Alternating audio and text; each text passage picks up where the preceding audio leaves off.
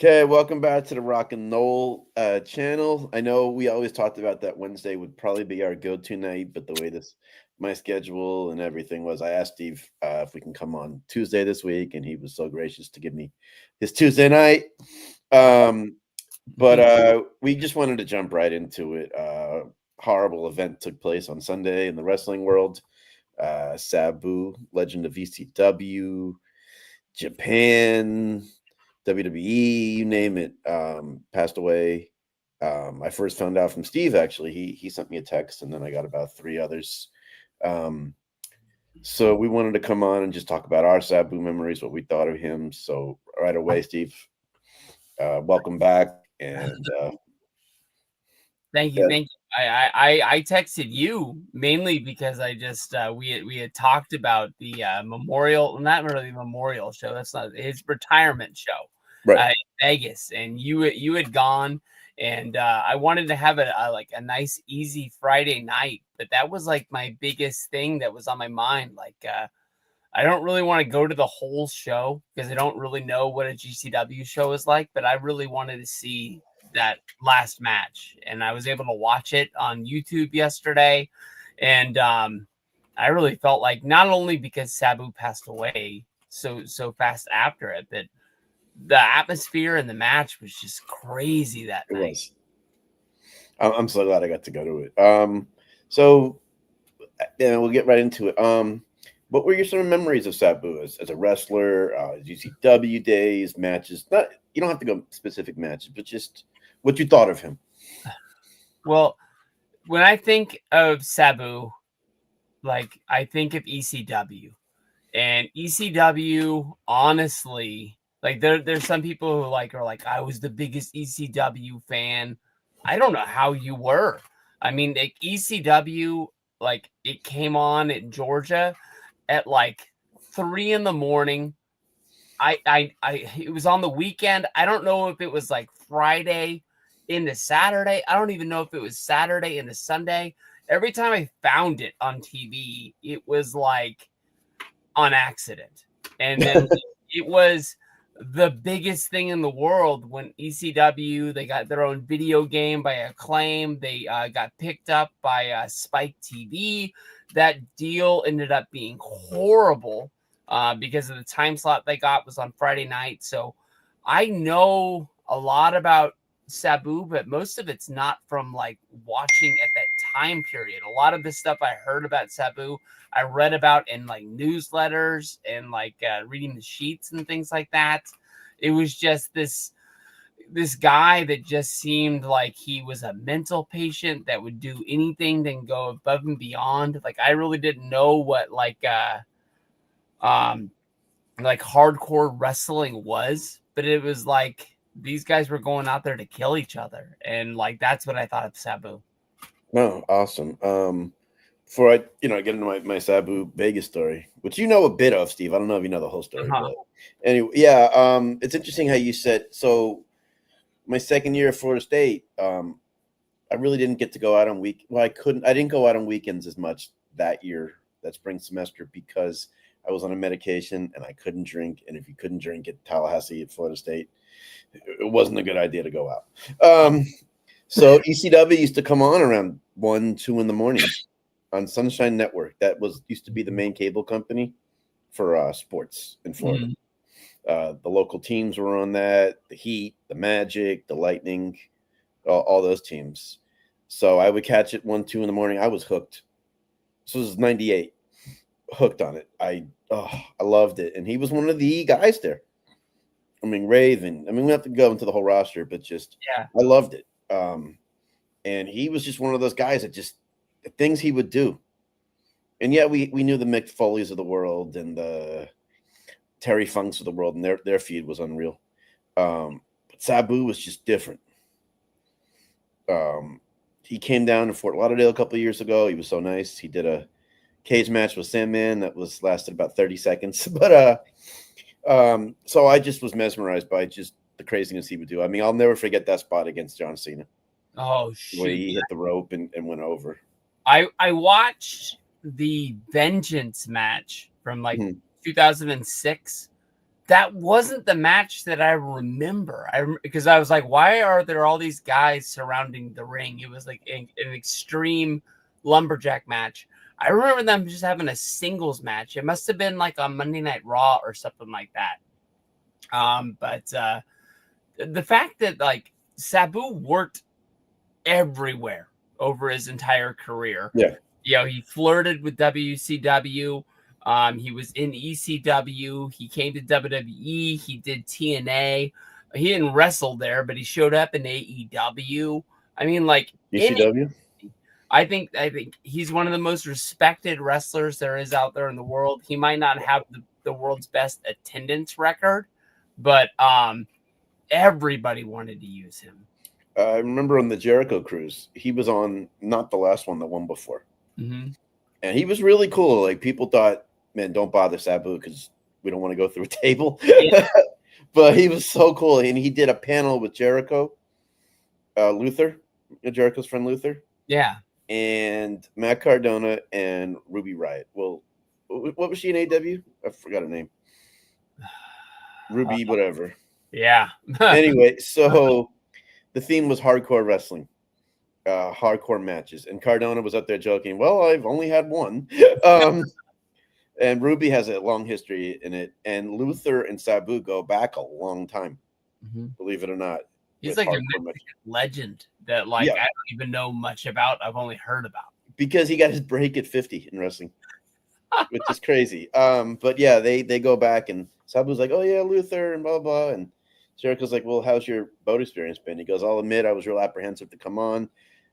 Not looking that forward to it. In an hour into the boat, I enjoyed myself. Good.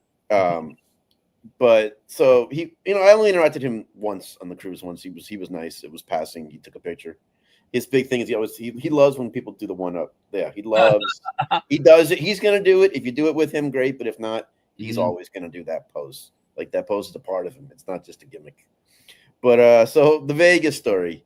I'm gonna keep it like condensed. I'm not gonna like do the whole thing because I don't want to bore people, and B, people don't need to know everything. So, oh man, so a friend of mine, Tony, if you're watching this, I'm thinking about you. My friend Tony from the Jericho Cruise is best friends with Sabu. Was a really huge help to Sabu with business stuff, his Twitch stuff. Spent every second with him WrestleMania weekend. Making sure he was at every event, just being what a great friend would do. So the first night I'm there, you were doing your tour of the city. Yeah. You're doing a tour of the city, and then we said we'd catch up later. Tony calls me and says, what are you doing? And I said, I'm hanging out at the hotel right now. This is my one free night of the trip. And he goes, well, why don't you come by the Nerd Bar? That's where the Nemesis show was, as you know. And Sabu was working there every night, helping out at that bar. So I said, yeah, sure, I'll come by. I go there. It's pretty much just us there.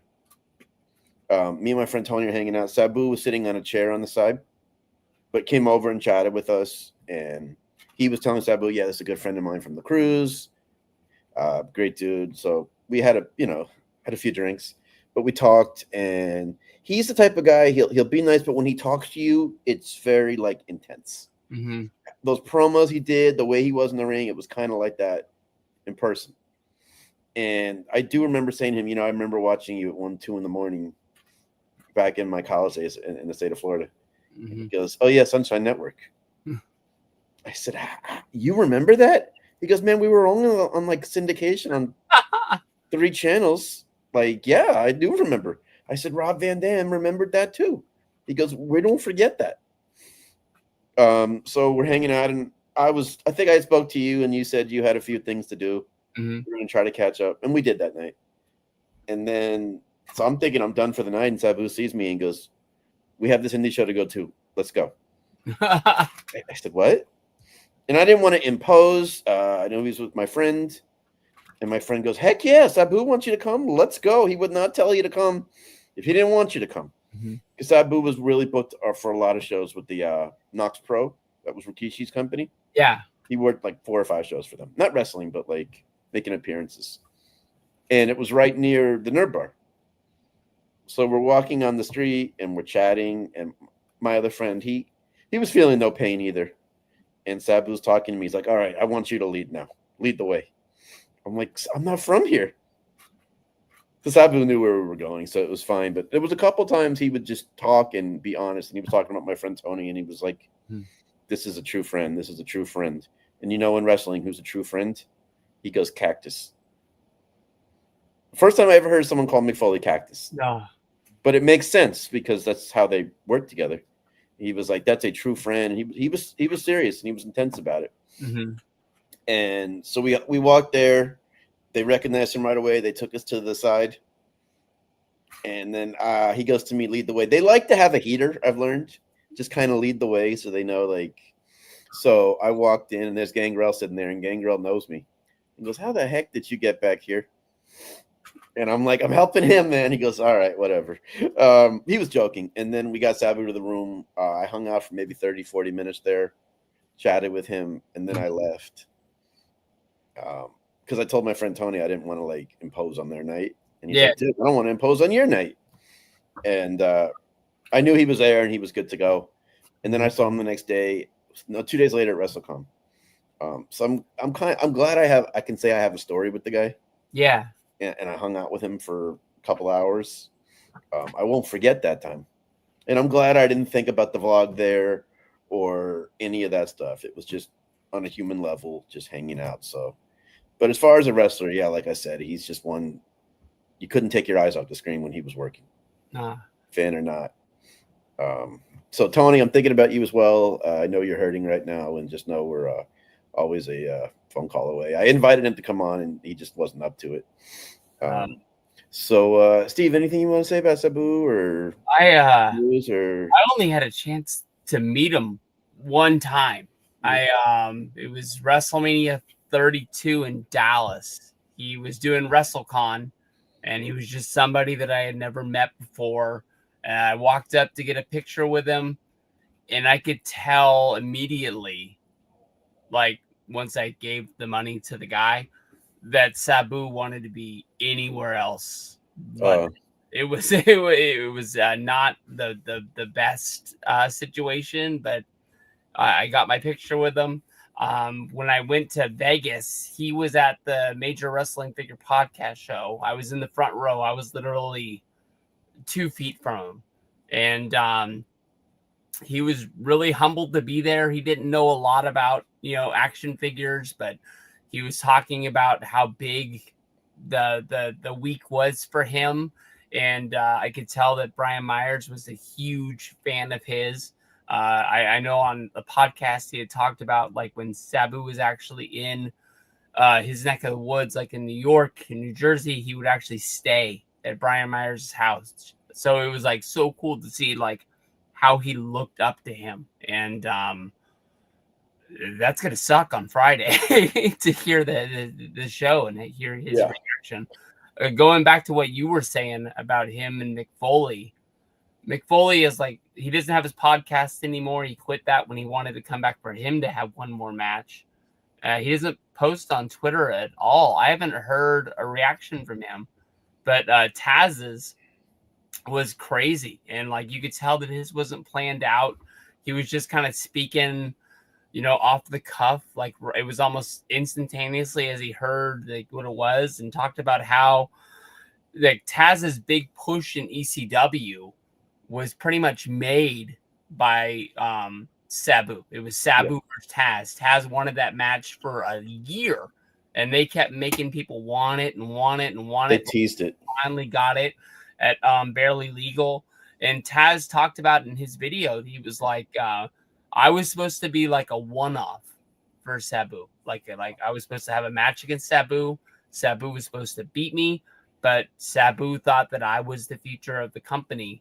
And they bet on Taz, and they were right. I mean, when I think of ECW, I think of a lot of guys, but like Taz as the champion is like one of the things that I really, really think of. And now to find out that that's all because of Sabu, that's just crazy.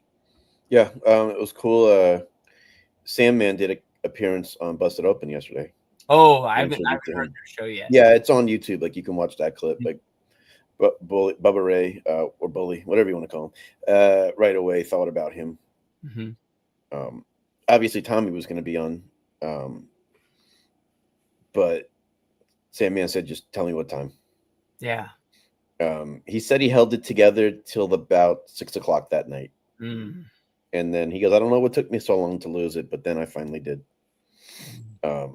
So you could tell, like, Sami Zayn. What got me a little bit last night, Sami Zayn showed the tweet from like a year ago about put Sabu in the Hall of Fame. That I kept on wondering, like, we've got Heyman's in. He got put in last year. He's like the leader of ECW, but he's also done a ton else in his career. Mm-hmm. I mean, Rob Van Dam is in there. Dudley You got to Boyz. wonder if Van Dam's in because of his time in WWE or his time in ECW. But other than that, I mean, there's no Sandman, no Dreamer, no Sabu, Dudley's. no Even the list goes on and on about these guys that could get put in. And well, why are we not putting one in a year or something close to that? And they own the rights to ECW, so it's like, I don't want to say it's parallel, but it makes sense. So now it's like you hate that to wait till after the fact, but it should happen regardless. But the impression I got with him in Vegas was he took in the week, and it was a special week for him too. Yeah, with the last match at WrestleCon, the major wrestling figure, he did a lot of stuff. He was everywhere. He was everywhere, and he soaked it all in. He was there. Yeah, and my friend did a heck of a job making sure he was there. So I guess we can always circle back to Sabu, but we'll try to not be so somber the whole time. So Steve, Backlash took place over the weekend. My guy Randy Orton versus your guy John Cena. That was good show. I have not watched the whole show. You have, so please just give me your take, your opinion. I know you did a video about it, but just a little synopsis. 5 really good matches that all deserve to be on there. I thought that Cena versus Orton was very, very fun. It made Orton look really, really strong, a guy that could have been champion. I know last week I talked about this is probably Randy Orton's last main event. They left him where he didn't get beat, and he's got a pretty damn good angle against Nick Aldis. I mean, I talked about how if Aldis and Orton fought at WrestleMania, nobody would care. They're getting us to the point where Nick Aldis versus Randy could mean something down the road. R-Truth, really good wrestler. I mean, a really fun guy that when he's on TV, you laugh at him.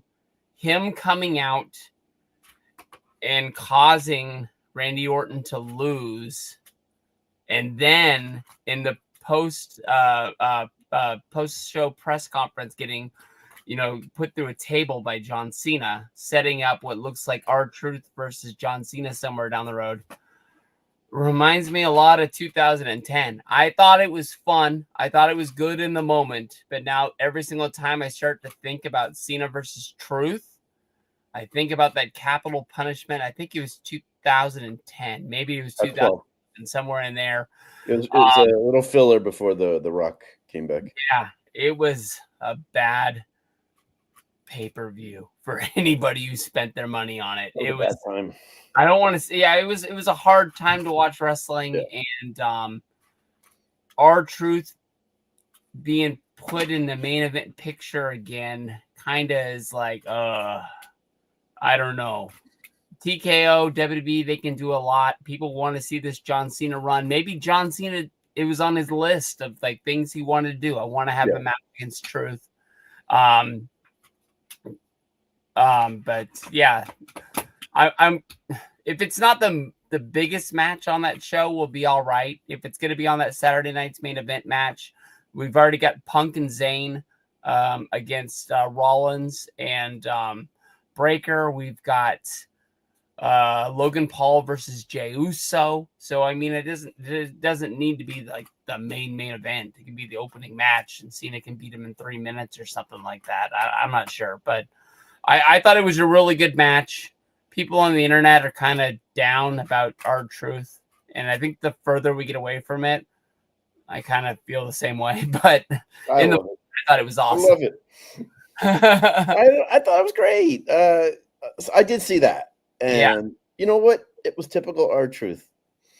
It was great. Some people were saying on the internet, "Oh, now we see why Vince never wanted to turn Cena heel." It was And I was like, I don't know. I gotta let it play out. Like, it's not like John's like, well, they made him do it, and this is what they want him to do. It's like, no, yeah, he's doing everything he wants to do in this program. I think so. So it's his tribute. It's his farewell. That I'm sure they both were like, at least let Orton get the main event spot in his hometown.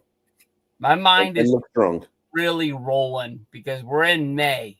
We might as well be in June at this point, you know. Like what is left for this Cena run? He's only got so many dates. I mean, a match that I really, really want to see is him versus Punk one more time. I definitely see him. My friend hates John Cena, so he wants it to be December. Oh, I get that. And like, I mean, him versus Roman, if possible. I mean, that's 3 really big matches. Punk's And happening. I think Money in the Bank. That's really fast. And when I roll through my mind how to make that make sense, I'm not there because Punk. I'm not there either. Is And this whole storyline with him and Rollins is going to leave this whole storyline that hopefully is going to be out there for him and Roman. And maybe SummerSlam. I mean, it's going to happen. Cena's not going to want to work every PLE leading up to his finale. I mean, we saw him the other night. He's got some troubles in the ring. He tells a great story still, which really helps him, good or bad. Yeah. You could tell, man, like his bum card is almost there. I would love to know down the line after the fact of that moment when they were chanting "Thank you, Cena." Yeah. In Orton's hometown after that match, if that was a moment where he was A, touched, and B, saying, was it a mistake to go heel? I get that. I mean, I wonder. He was selling it. He was selling it. Gonna wonder if this was even what he wanted anyways, or if this was Mr. Rock's choice, and everybody can follow along with it and figure it out once they did it. Yeah, if they're just doing it on the fly and it's not. Always had troubles in the ring. Needs to be more humble out in public. My friend John had an incident with John Cena at a gas station. In his hometown, and he kind of checked John Cena, not physically, but the guys that are out there doing things 24/7. It's hard to be on 24/7. We know what happened 2 minutes. I apologize that it happened. I don't know why I'm apologizing for John Cena to him, but I mean, like, I mean, he might be an hour behind for wherever he's trying to get to, and of course, he's probably the 100th person. My friend was trying to avoid him. And my friend was playing his music a little loud, and Cena didn't like it. Cena asked him to lower it. And my friend said, you could go to another gas station. Because my friend was wearing a Bray Wyatt shirt, so he was like, oh, he's a mark. He'll just do this for me. And that's what he was referring to. I did see a video of him. He was in Tampa and leaving a coffee shop or something, and somebody came up for a picture, and he was, oh, absolutely. Yeah. And the guy said, I make protein. You want me to put some protein in your coffee? And Cena's like, no. No. I get that. But I saw him in one vlog. The guy was smart and kept his microphone on. So when he talked to Cena, you could hear Cena. And he asked him, I have to ask you, where does the "you can't see me" come from? I never even knew. It's his brother, right? Yeah. He said it was there for my brother. There for my brother, and it's just stuck. I said, I knew it, but maybe I forgot it. But I thought that was cool. We're doing our John Cena tribute part now. I think we do that weekly. They tweeted out the bad man music video that he made. Where it's like everybody's all dressed up like the 18. I listened to that like 5 times a day. Like, I don't care. I'm telling everybody. Like, I was rocking out to that for close to an hour. Wasn't that supposed to be his theme song if he had gone heel in 2012? That's what people say. And there's another one about like it's something home. It's like a real slow kind of song that people have said as well. But we never know. Yeah, of course. So we touched on Backlash a little. Raw last night. I don't think it felt like the Raw after pay-per-view. A lot of people think the Raws now are glorified house shows, Yeah. except for some good promo segments. I don't know. I mean, I don't want to see Dom versus Penta every week. I think it's such a good match. Mm. Uh, I hate to have it all the time. Yeah. I think they're just. I try to watch from a different lens now because I really think, and tell me what you think, that they really like to slow play almost every angle now. Oh. And then when they hit the gas, then it gets good. Okay. Where Vince a lot of times wants to come out of the gate. Yeah. The one thing to focus on is that for the second week in a row, Finn Balor has been seen talking to Roxanne Perez. Mm-hmm. Are they going to be an on-screen item? Is she going to get put in the Judgment Day? Is she going to use him to break up Liv and Dom? So that's the three different ways. And then my mind was spinning today about Gunther versus the World Heavyweight Champion, the Raw after Money in the Bank. Yes. I, at first, was like, shoot, this means Logan Paul is going to lose at Saturday night's main event. I really wanted him to beat Jey Uso. But I was like, they're probably all yeets. Yeah, they want to do the WrestleMania rematch. But then my mind really started rolling, and I was like, why are they doing it the night after Money in the Bank?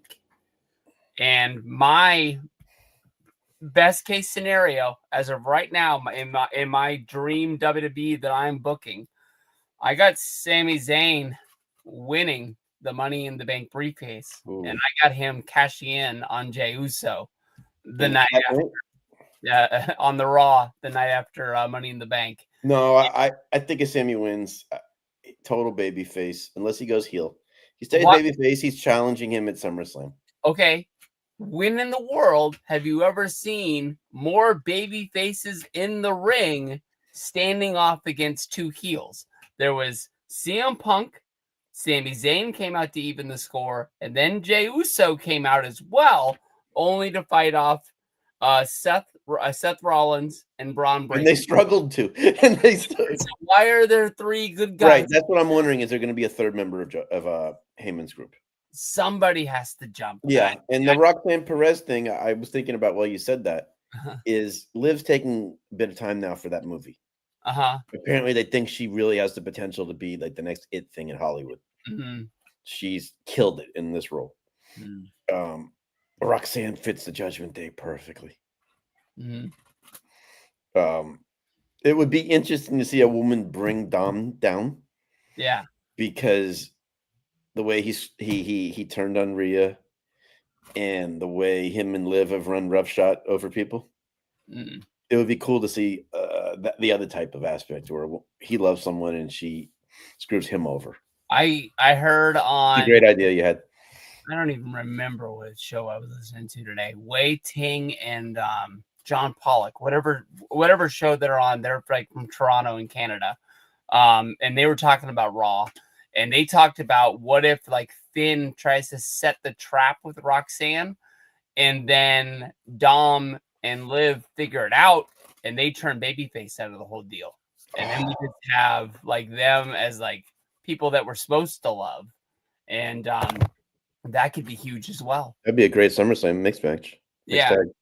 I was the other day I'm messing around Shop WWE, and almost like everything for Dom is sold out. Damn. Shirts wise. Yeah. I think like the Dom and Liv shirt, the only one available is like a 4X. Damn. That's another thing when you think about it. I look at that stuff. I'm not saying it plays a role. Yeah, I always look at the leaderboard at the top when you. And it shows like who's your number one guy. Jey Uso was kicking butt for a while, and that's when I first was like, this guy's gonna win the Rumble. That was one of my first like things that I was noticing. But shoot, the AJ Styles versus Finn Balor match on Raw.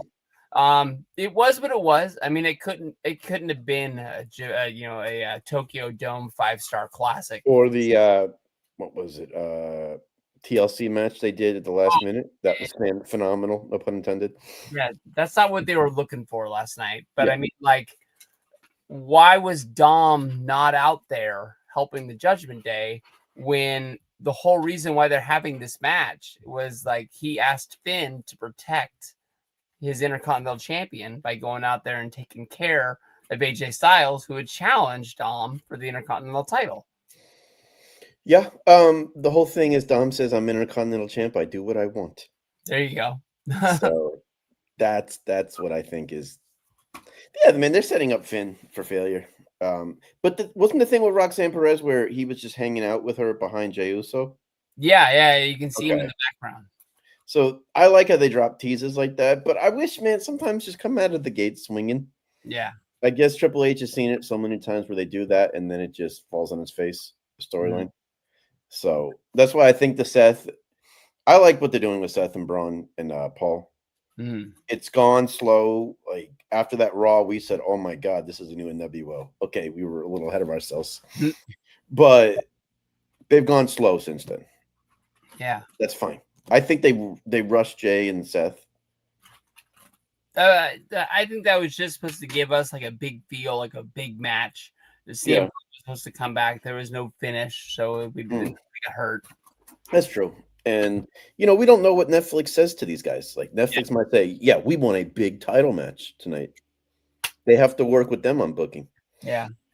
It's just easy to think of Hunter and them in a room, and that's it. I'm sure they have creative control, but Netflix has a say in what goes on their TV, whether it makes sense or not. Yeah. I know they used to work hard with Fox to keep them happy. Oh, yeah. It seemed like USA didn't really have a say. I guess that's how it was with Vince there. So we covered Backlash, talked a little of Raw. I'll admit I watch AEW sporadically. I know we have same night as Saturday Night Main Event. We got Double or Nothing, and then All In. There's a rumor now that they're doing a Saturday Night Main Event, isn't it? What's that? That's coming up on the sit. They run against each other, right? 24th. Oh no, they don't. It's the night after. Okay. Oh wait. Yeah, Sunday night. So that's why they made it on Sunday as opposed to Saturday. But for All In to counter the WWE, they're going at 2 p.m. Dallas time. Oh, all right. So I guess that's like noon here time. If I turn it on, I turn it on. Yeah. It's sad. They're so long anyways that like Right. by the time like the matches come up that I really care about, like I'll That's be true. all right. And I think they're talking about running an Evolution pay-per-view that weekend as well. And it's like, man, you are really going out of your way now. But that's competition. Yeah. Covered. I mean, we can go back to Sabu, but it's a little tough to talk about it. We talked Sabu. We talked Backlash. Great analysis, by the way. That's why. Do you think this is, I guess, Triple H's second full Road to WrestleMania run? Or is it like his third? Actually, I don't know if Triple H is really the main guy. Around for 39. So Yeah, that's true. I don't know if he's really the main guy. I think he's a spoke in the wheel.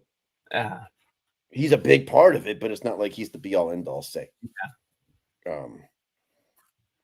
We're going to find out down the line if there really is friction with The Rock there. I think that the longer it goes without us seeing him, because as of right now, the way I would feel after seeing that Pat McAfee interview is that like he is only going to be there when asked to be there. I don't think or feels like it. Like if he's in Colorado and SmackDown's in Colorado, he's not just like wandering over to the arena and saying, "I'm going to go out there and say what's up." Yeah. We're excited for the schedule release tomorrow. NFL schedules comes out tomorrow. I keep on looking at all the leaks and like, I don't even know why I get all jazzed up about like a week 11 Eagles versus Packers game. And my wheels start like, this is gonna be awesome. Because the NFL does a good job of selling it. Yeah. I mean, a schedule release is that big a deal. Just as long as the Niners don't play on Christmas or Thanksgiving or both again. You've had that before. Oh yeah, that ruined like every holiday that year because everything was based around like when people could get there because they wanted to watch the game, didn't want to be on the road. It just made everything hard. My Dolphins, I just learned not to get excited about, and then it makes it very easy. That's it. I believe in. Rams on Thanksgiving. Mm. John, my friend John's a huge Tampa fan. There we go. So all right, so man, this is going fast. It's kind of like a little pause now in wrestling. If we don't talk for an hour about wrestling, that doesn't mean it's not good. It's just I think it means that it's going a little slower now, and I think it's going to pick up after Money in the Bank.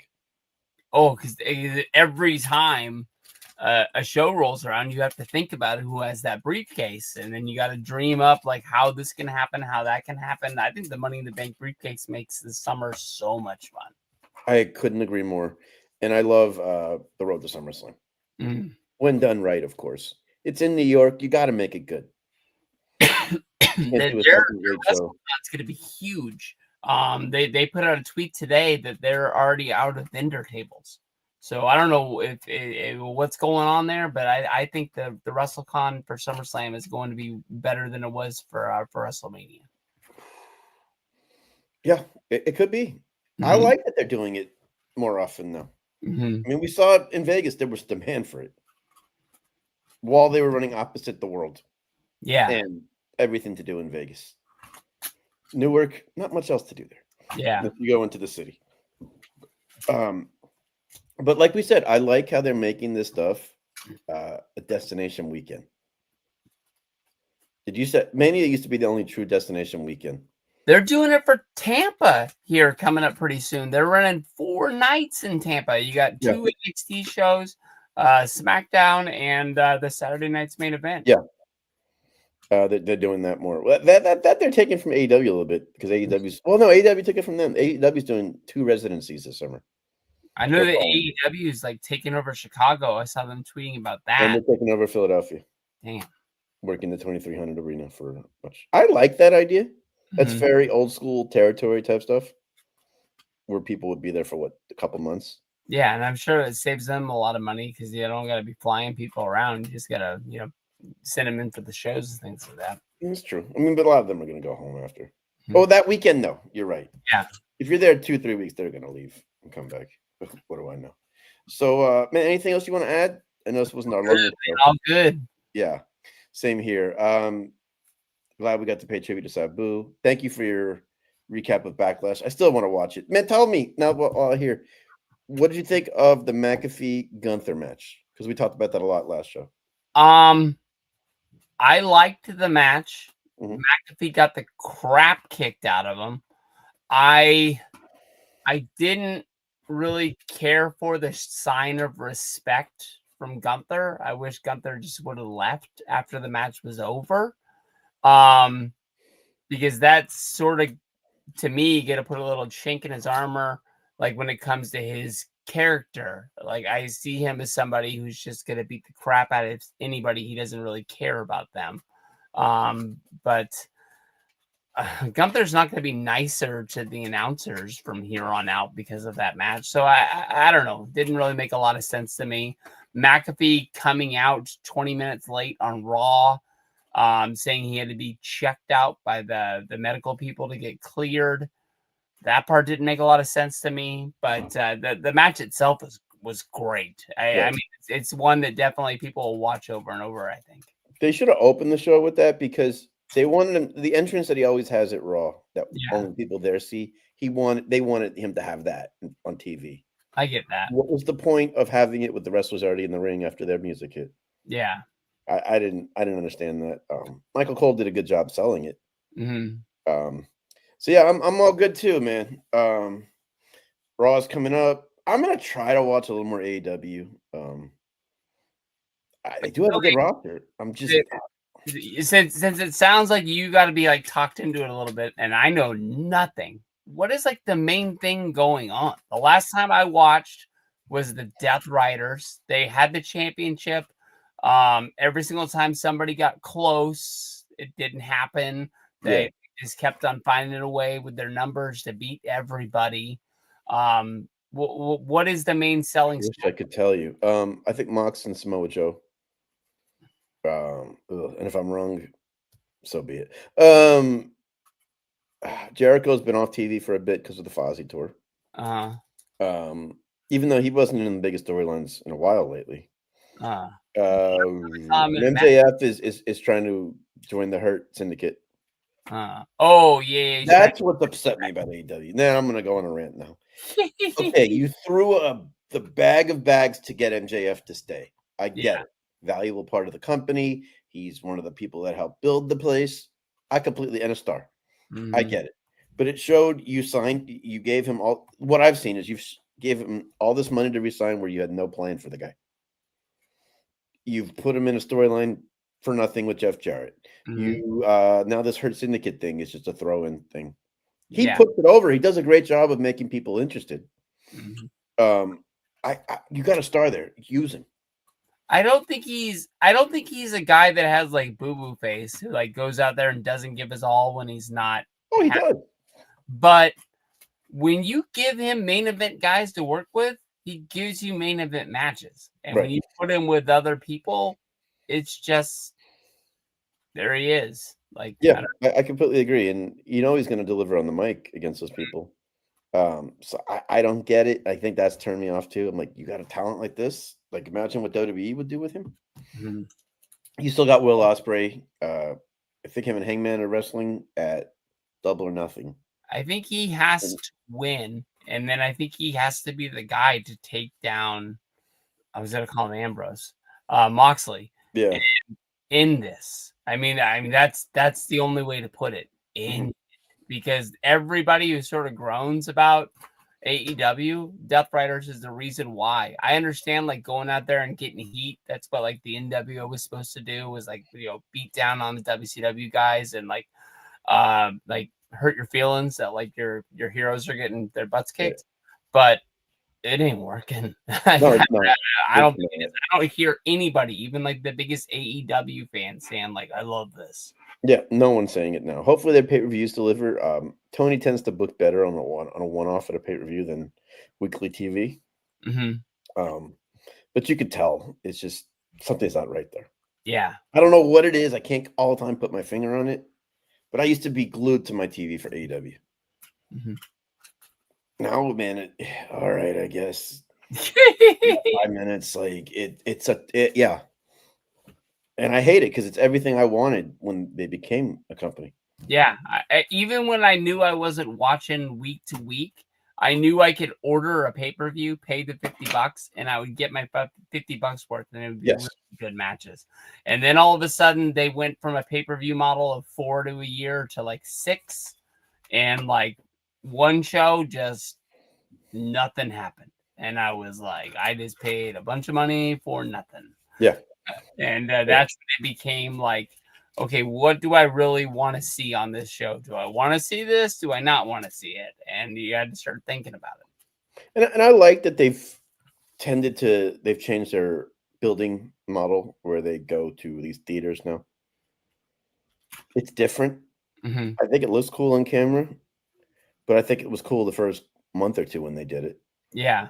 And now people are like, all right, can we be in an arena again? When they came to Sacramento, that was right before Rampage. Yeah. No, Dynamite. the show. No, but it was Dynamite. Revolution. I apologize. It was the Go Home to Revolution. It sure was. People were saying that looked so cool on TV. It did. Like, I don't know. I'd rather have a small place look full than be watching a show and wondering why it looks half empty. To me, that's just me. Yeah, I'm the same way. And the sound if it echoes. Mm-hmm. The New Jersey Athletic Commission gave TKO almost 7.5 million to help pay for SummerSlam. I think that's why they go wherever they Yeah, go. best deal. Yeah, they're picking WrestleManias. Like they didn't look in a map and be like, you know what, Indianapolis, they deserve Royal Rumble, SummerSlam, and WrestleMania. They're going wherever they're getting tax breaks and money chipping into this. And even Vince back in the day when they started going to Barclays all the time and leaving the Garden, it was because they got the best deal there. Yeah, I don't blame him for that. But I think that's it for me. Anything you want to add on the way out, man? I'm all good, man. I'm all good. Appreciate it, man. So those of you who watch this, thank you. Leave your Sabu comments, memories, anything in the comments, and we'd love to read them. Oh, a friend of mine, Jay from London, wanted me to add something. I can't believe I forgot. Jay, I met this guy at All in London. He was sitting next to me, and we've stayed in touch on Twitter. And he said, I can't be on because of the time difference, but just please talk about his matches with Terry Funk. Shouldn't he have gone to WCW back in the day? How he went on about Sabu and the barbed wire. So I just wanted to, give a shout out to Jay and his Sabu memories. But Steve, anything you want to add? I know I keep saying that, but Terry Funk had one hell of a career before he started watching wrestling. Terry Funk had, he basically had two careers. He had when he was a younger guy, and then he had once he hit ECW, and he said that he watched Sabu, and he was just basically copying what Sabu did, and that's what made him a hardcore wrestler. That got him, his time in ECW, which led to him going back to WWE, and then he did as much for ECW until the day they died. But I know Terry Funk is a guy that really put Sabu over as one of the reasons why his career lasted as long as it did. I think Heyman in that documentary said that he expected Terry to come in and just be the veteran who goes over on everybody, and he wasn't going to really fight Terry because he needed the star power. Yeah. And Terry's like, no, I'm here to build stars. Yeah, he said he needed to give back to this generation of wrestlers, so that way when he decided he was done wrestling would be in a better place than when he started. Yeah, that is why he was doing as much as he could for ECW, and you could tell how much he loved ECW because when One Night Stand came around, the first one in 2005, he's not on the WWE version because he did the Shane Douglas show, Hardcore Homecoming, I believe, the night before, and he knew that he couldn't do two shows in one weekend. His body wouldn't hold up, and he believed that the show that Douglas was going to put on was going to be more of the heart of ECW than what WWE was going to do, and that's why he chose not to do the WWE one. That wasn't the show where he went to his buddy and said, I want you to ref my match. Oh, no. That was in freaking that was the last match, right? Wrestling with wrestling. No, that was But it is his retirement match. Yeah. In 1998 or something. 5. Yeah. And he's wrestling Bret Hart. It is a combo. WWE, ECW. There might even have been WCW people on that show. I want you to ref my match. Yeah. I honestly have that DVD. Yeah. Oh, wow. Somewhere, and it's signed by Terry Funk. It's really cool. Him getting dressed in the locker room. It's somewhere up there. I'm not sure where it is, but yeah, I remember that. Yeah. And the guy's jumping on the trampoline. You never know when Vince is gonna call for one more run. He ain't calling, man. He ain't calling. Hey, he did the run with I saw that documentary in the freaking theaters. That has so much in there. It talks about the Hell in the Cell with Mick Foley and Undertaker. And at that point, it looks like Foley's trying to find a way to end his career. They're basically burying Terry Funk, saying that he's almost about to die in the ring. Yeah. And this is 1995. And those guys wrestled at least until 2006. Yeah, I know. And then Foley Taker was 98. Uh-huh. And I remember, Funk being the veteran he is when Foley was down for a while. Yeah. That spot where Taker chokeslammed him. It was to buy time. Oh, that's how smart those guys were. He chokeslammed him. He came out of his shoes. Yeah, total to buy time. Oh, he's like, chokeslam me. He's like, all right, everyone. Steve, thank you so much for coming on again. I'm sure we'll talk wrestling some more. Oh, whenever you're ready, man. Just let me know. Always, man. But thanks everyone for joining us, and stay tuned for more stuff from me and Steve, and let us know some of your Sabu memories. There we go. Take care, everyone.